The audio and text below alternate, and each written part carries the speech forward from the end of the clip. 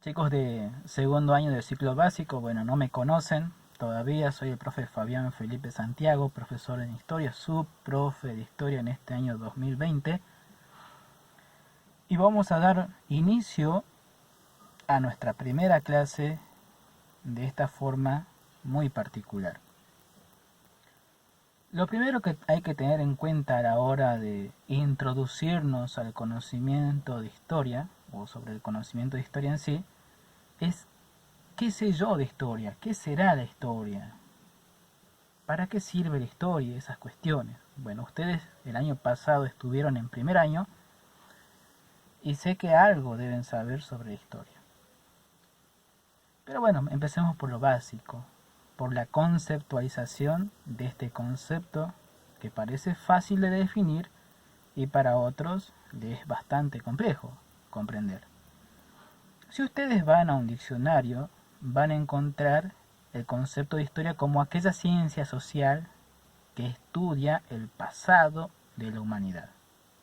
Bien, y acá viene algo muy particular, ¿sí? Hay un investigador llamado de apellido Mark Bloch, muy conocido, que a él mucho esta definición no le cuadraba, no le gustaba, ¿sí? Él decía lo siguiente: ¿cómo es algo como el pasado una cosa que no tiene otra cosa más que el devenir del tiempo, de la fluctuación del tiempo, ese pasado, puede ser el objeto de estudio de una ciencia?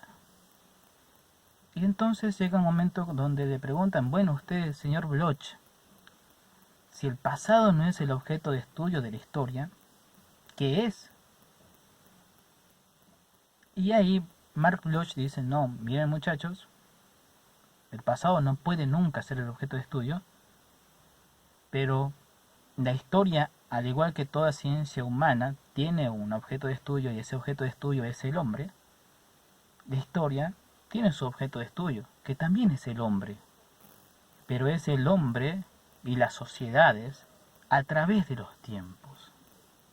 Bien, que esa es una de las definiciones más acertadas que he escuchado hasta el momento, donde se pone foco no en el pasado, sino en la humanidad, ¿sí? Esos hombres y esas sociedades a través del tiempo.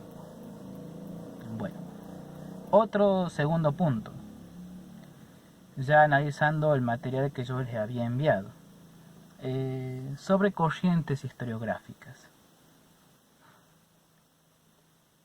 El conocimiento histórico es un producto, y dirán, ¿un producto de qué, profesor? Es un producto de las investigaciones, ¿sí? Y a estas investigaciones las hacen los historiadores. Yo no soy historiador, soy un profesor de historia, ¿de acuerdo? Vamos aclarando ese punto muy particular.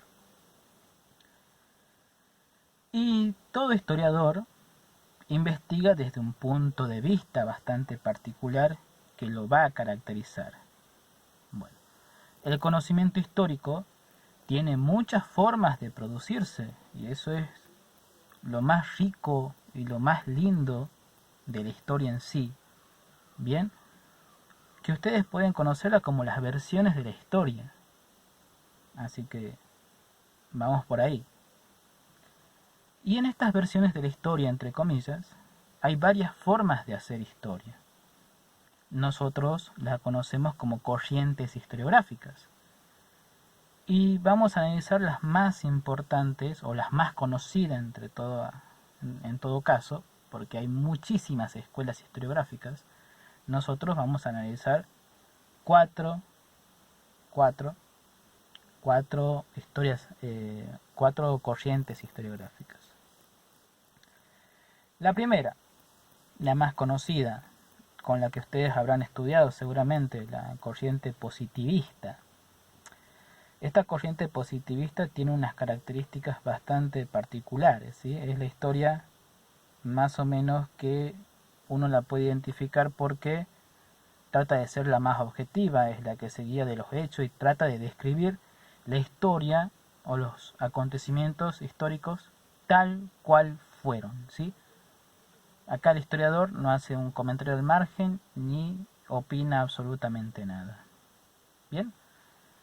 La otra forma de historia es la de la escuela de los anales. Y esta escuela de los anales trata de ver, en definitiva, la historia desde todos sus aspectos. El aspecto social, económico, político, el de las mentalidades. Bien, haciendo una gran, si se quiere, síntesis de todo el proceso histórico. Tiene sus formas muy particulares de ver el tiempo, de corta, mediana y larga duración, entre otras características más. Bien, después tenemos la corriente del historicismo, aquella corriente que plantea que toda historia es una historia contemporánea, única e irrepetible, es decir, que esos procesos históricos no se van a dar nunca más, sino que se dieron en tales contextos históricos, y por eso siempre es contemporánea. Bien, siempre va a ser vigente porque ese proceso se dio ahí, no se va a repetir nunca más. Bien, y finalmente, en el texto que le pase, hay una corriente que el texto la rotura de materialismo histórico. Que esta corriente más que nada trata de ver la historia desde un punto de vista económico, ¿sí? La cuestión acá de cómo piensa el historiador es bastante particular, ¿sí? Hay interacción del historiador, obviamente, del investigador, porque describe la historia de acuerdo a su punto de vista muy particular. Bien, al igual que el historicismo y la escuela de los anales también. Bueno, y dirán, ¿y esto qué me sirve a mí? ¿Para qué me sirve a mí como estudiante? Para que ustedes sepan que la historia tiene muchas formas de escribirse, que ese conocimiento histórico tiene muchas formas de producirse. ¿De acuerdo? Que lo que un profe o un historiador escribe sobre cierto proceso tiene que ver más que nada con el punto de vista desde el cual está hablando. Bien, pero me parece crucial que ustedes sepan que hay muchas formas de ver y hacer historia, cada una muy particular. Así que bueno, con esto vamos concluyendo nuestro videito y espero que se cuiden, ¿sí? Espero que hagan la tarea, espero que se familiaricen con Chamilo, por favor, entren en la plataforma lo más urgente posible.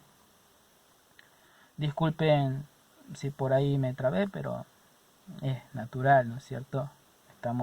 Este video va así, sin edición, sin nada.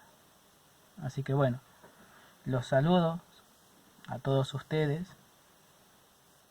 Así que bueno, les deseo una muy buena semana y cuídense, chicos, que espero poder conocerlos muy pronto. Saludos.